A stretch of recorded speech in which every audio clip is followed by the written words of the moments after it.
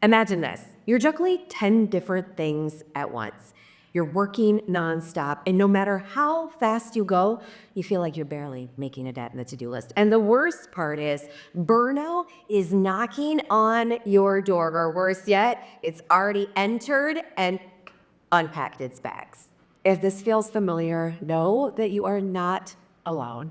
As business owners, we're told to work harder, push through. And I know that I personally have a tendency to just keep going. But I've got to watch myself because even low performing CEOs are working hard.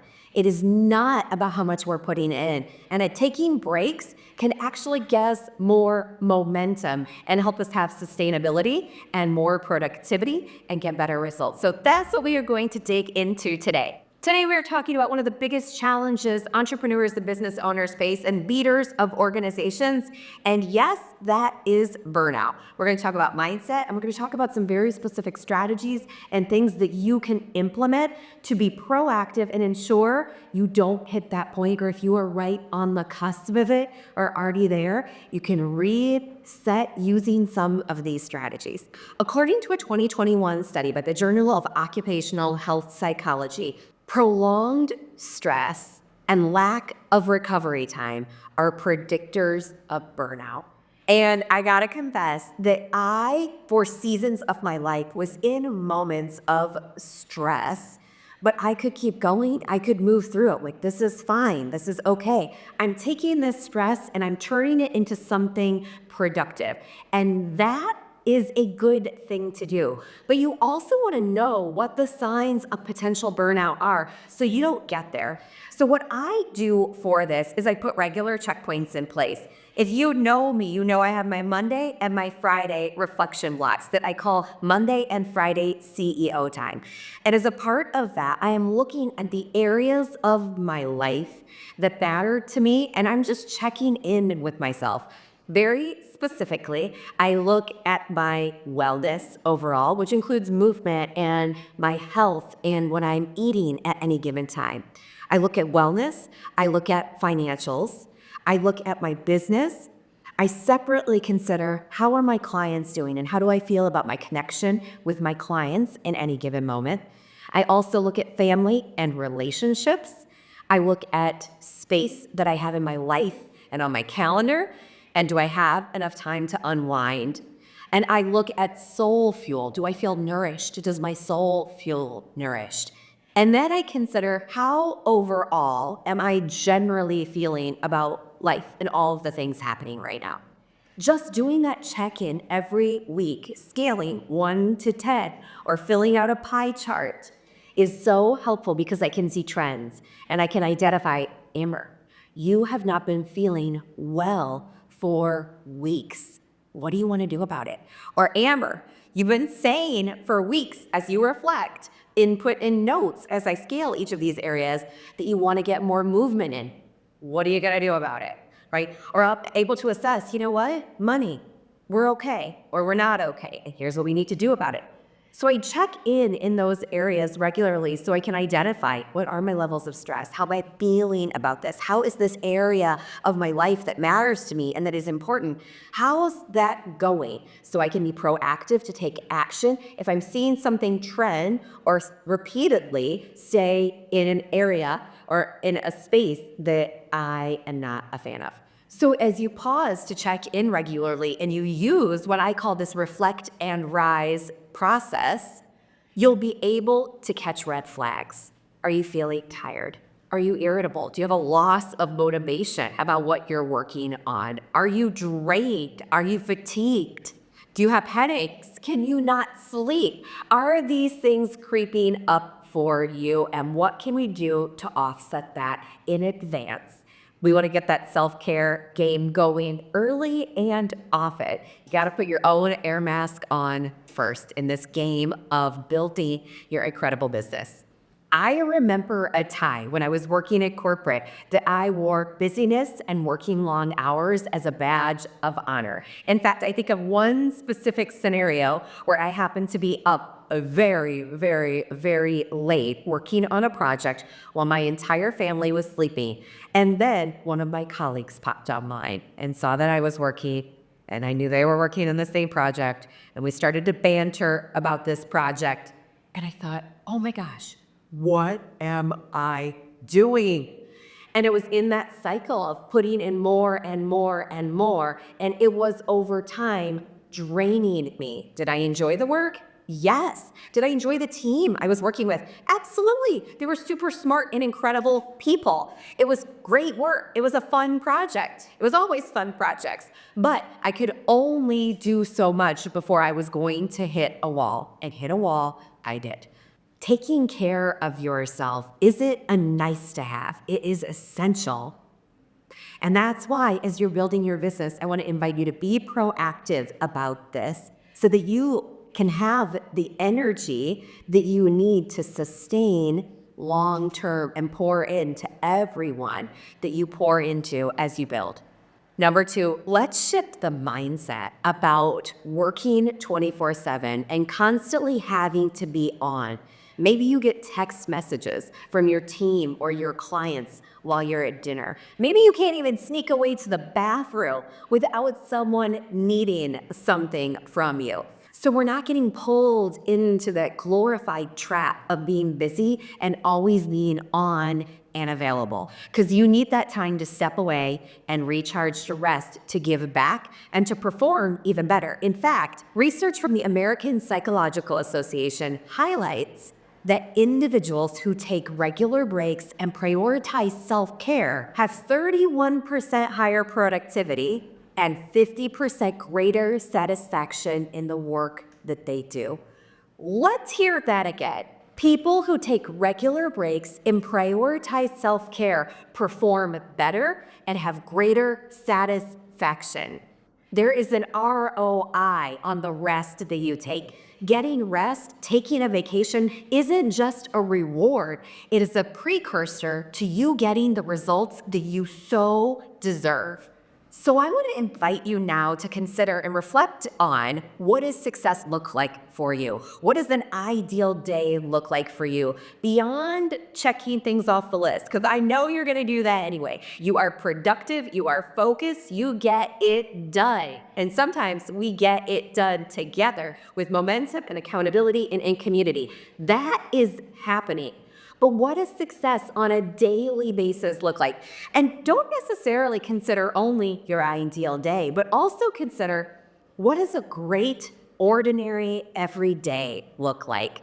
And let's start to work towards that. And remember, it doesn't necessarily mean getting 100 things done, although that also feels great and it's going to move things forward. It also considers the breaks and the moments that you have to enjoy this incredible life and business you are building. Next, practice intentional prioritization. We use a prioritize everything framework to prioritize the activities that we're going to take on in a year, in a quarter, in a month, as we build out our strategic priorities. And if you want that prioritize everything framework, you can go to ambermccue.com/prioritize to get that. But I also want to remind you to focus on the most important things. You're going to have a lot of things that pop up throughout your day that are not the most important thing. We call those most important things on a daily basis $100 bills. But I've got to guess that some of your time is still being spent on $1 bills, $5 bills, $10 bills. So I want you to consider and look at your to-do list with the lens of, is this one of the most important things that I can do for my company? Is this one of the most important things that I can do to serve my vision for my company and my life? Or is this $100 bill for someone else? Your ones, your fives, your 20s, your 50s may not be things that you need to do. They may be things that you can hand off to somewhere else and start to get more leverage so that you can get your focus back to the $100 bills, the revenue generating activities, the leadership, moving the vision forward versus administrative activities or building out a funnel. There may be some high priority activities that are just not in your zone of genius. They're not the thing that you do best and you're gravitating to. They're maybe the things that you procrastinate, but they are essential to running the business. Consider sharing that word with someone else on your team so you can keep bringing yourself back to those $100 bills on a regular basis. This is going to get you leverage. This is going to get you focused on high impact activities where you need to be to move this company forward. And it's going to help everyone. You're going to set an example for everyone on your team and in your company that, hey, we're all going to focus in our $100 bill space. We're all going to focus on the areas where we can have the most impact. This is about getting the right people focused on the right activities and ultimately in the right roles on the team. But it can start with you looking at your action list and evaluate, are these $100 bills? If not, bye-bye. Bye-bye. And it might not happen all at once. You might see 30 things on your list. You're like, not a $100 bill. And the other 60, okay, $100 bills. But hopefully you do not have 90 things on your to-do list right now. Oh my gosh. I was saying those numbers and I had a little bit of I lost my breath for a second there. Whatever it is, you might slowly start to transition things off your plate over time, but start to look at things with this lens. And when you start to look, you'll start to see things different. And ultimately, you'll start to show up differently for your company. So the first step is just to start evaluate and ask yourself, am I spending my time on my $100 bills, the things that really matter in my business and in my life? Now, we just heard and we know that when you proactively practice self-care and build in rest, you will be more productive and you will be more satisfied in the work that you do. So how do we build in self-care practices? Because it's not a luxury, it is essential. Self-care is not something extra. Self-care is also a productivity tool. When you prioritize well-being, you're going to show up better for yourself, for the people you love, and for your clients and your customers. So my situation here is a little bit unique, but I'm going to tell you what I do in case it sparks some ideas for you. As you may know from a prior episode, I time lock in a different way now. And my work is compressed into a very specific block of time because I realized I was spending time here and spending time there, and context switching was causing me to lose time that I could have been spending on something like self-care. So now I live in Abidjan, Cote d'Ivoire at the point of this recording and this conversation that we are now having. And my day starts with movement. My day starts with volunteer work. My day starts with medication. My day starts with reflection and strategizing. My day starts with laps. So my day starts with self-care because the vast majority of my team and many of my clients are not awake when I wake up and start my day. So I take that time of quiet to make sure I'm setting myself up for success and that I am taking care of myself so that I can better take care of the people I care about and those things that matter. So I redesigned my day. So then instead of me waking up and working, or me waking up doing a little bit of self-care and then working and then getting I was dilly-dally and time was just disappearing into the ether without me being intentional about it.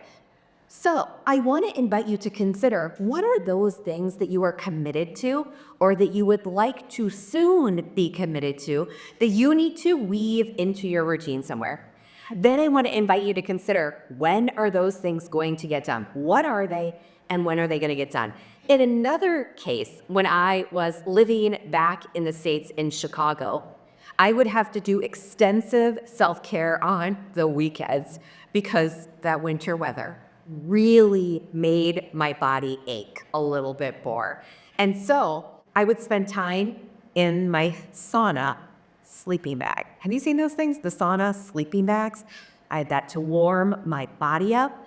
I might have to take power naps, but I would definitely make sure to get outside and walk around on my lunch break. So this can look like a lot of different things for us depending on what your actual schedule is. But I want to invite you to carve out the time and schedule your self-care as if it is one of your most important meetings of the day. Could be getting your hair done. It could be getting your dentist appointments in. It could be those walks and movement, or it could be just making sure you get nutritious fuel by having a lunch break and making sure you get breakfast in there. But identify what your non-negotiables are and work them into the way you schedule, because self-care is one of the most important appointments that you have with yourself on any given day. And then protect those boundaries. When you schedule that appointment with yourself, that is an appointment. So I have absolutely shifted from saying, you want to have a meeting? I guess I can cancel my movement session. To, I would love to meet with you also, but let me check my calendar. Yeah, I have an appointment at that time. Can you meet an hour later?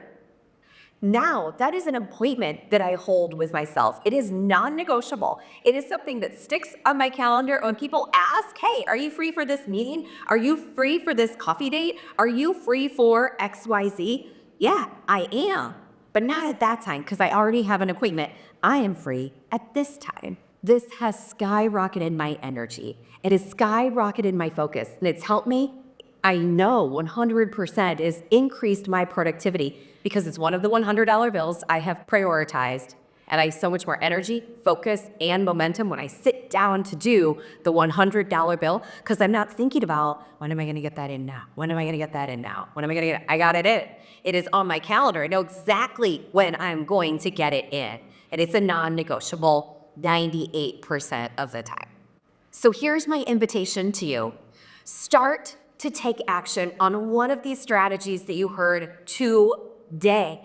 Whether it is pausing to reflect right now on your to-do list and identifying how many are $100 bills versus the $1 bills. It's okay, no shame. We've all been there and sometimes continue to be there, even though I'm always looking for the $100 bills and sharing. So everybody gets their $100 bills, but take a look at your to-do list. Maybe identify what self-care is going to start to become non-negotiable for you and get it in your calendar right now. Maybe you're gonna grab the prioritize everything matrix at ambermccue.com/prioritize to start to consider and parse through, what do I need to be focused on right now and prioritize for productivity so that I'm not worrying about things all of the time. I hope you've got some clarity and some inspiration to protect your energy so that you can thrive in what you're doing. Because rest and self-care are not a luxury. They're an essential tool in your toolbox to get where you want to be going and to bring your company's vision to life.